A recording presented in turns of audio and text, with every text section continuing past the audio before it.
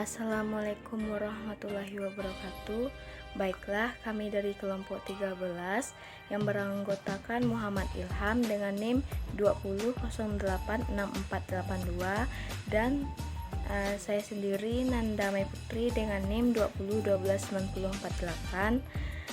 Kami akan membahas tentang konsep dasar dan gaya kepemimpinan. Baiklah, pertama saya akan menjelaskan tentang pengertian. Kepemimpinan atau leadership merupakan salah satu yang sangat vital bagi terlaksananya fungsi-fungsi manajemen. Pengertian umum, pendidikan adalah kemampuan dan kesiapan yang dimiliki oleh seseorang untuk dapat mempengaruhi, mendorong, mengajak, dan menuntun, menggerakkan, dan kalau perlu memaksa orang atau kelompok agar menerima pengaruh tersebut. Dan selanjutnya, berbuat sesuatu yang dapat membantu tercapainya suatu tujuan tertentu yang telah ditetapkan. Sedangkan pendidikan mengandung arti dalam lapangan apa dan di mana kepemimpinan itu berlangsung, dan sekaligus menjelaskan pula sifat atau ciri-ciri yang harus dimiliki oleh kepemimpinan itu. Dengan demikian, kepemimpinan pendidikan merupakan kemampuan untuk menggerakkan pelaksanaan pendidikan sehingga tujuan pendidikan yang telah ditetapkan dapat tercapai secara efektif dan efisien. Dan adapun fungsi kepemimpinan pendidikan.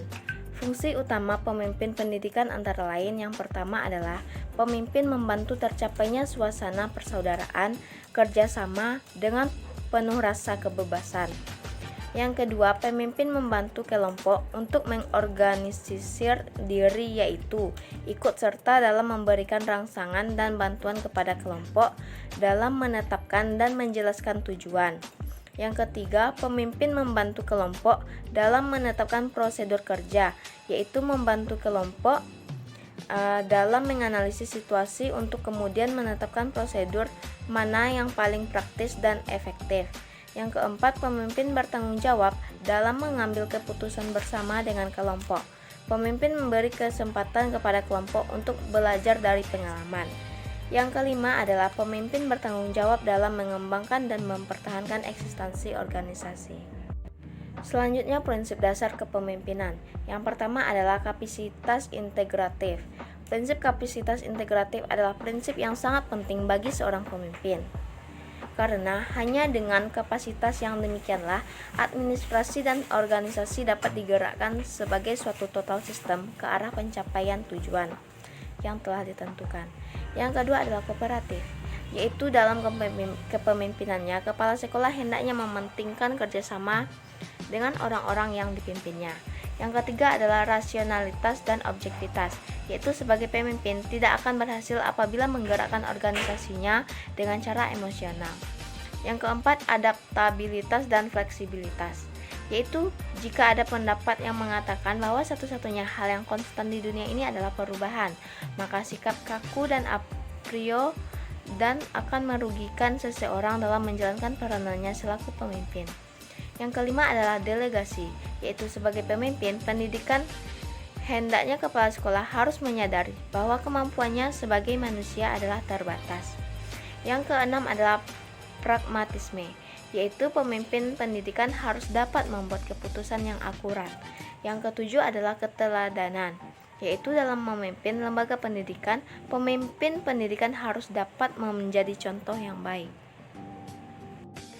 Adapun gaya kepemimpinan, yang pertama adalah gaya kepemimpinan kepala sekolah, yaitu gaya directing atau mengarahkan, gaya coaching atau melatih, gaya supporting atau mendukung, dan gaya delegation atau mendelegasi. Tipe kepemimpinan yang pertama adalah tipe otoriter atau tipe authoritarian. Dalam kepemimpinan yang otoriter, pemimpin bertindak sebagai diktator terhadap anggota kelompok. Tipe ini lebih menekankan pada seseorang pemimpin di mana seorang pemimpin dapat bersikap atau bertindak otoriter atau diktator terhadap kelompoknya atau pengikut-pengikutnya. Yang kedua adalah tipe laissez-faire. Pemimpin tidak memberikan kepemimpinannya, melainkan membiarkan bawahannya berbuat sekehendaknya. Yang ketiga adalah tipe demokratis. Kepemimpinannya bukan sebagai diktator, tapi di tengah-tengah anggota kelompoknya, pemimpin berusaha menstimulus anggotanya agar bekerja secara produktif untuk pencapaian tujuan bersama. Yang keempat adalah tipe pseudo-demokratis atau demokratis semu. Tipe ini terlihat seperti tipe demokratis, namun sebenarnya berjalan secara otoriter.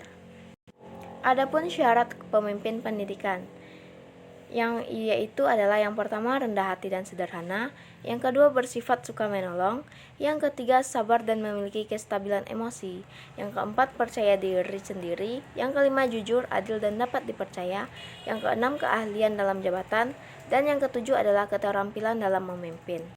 Baiklah, mungkin itu yang dapat kami sampaikan. Kalau ada kesalahan mohon dimaafkan. Saya tutupi dengan Assalamualaikum warahmatullahi wabarakatuh. Terima kasih.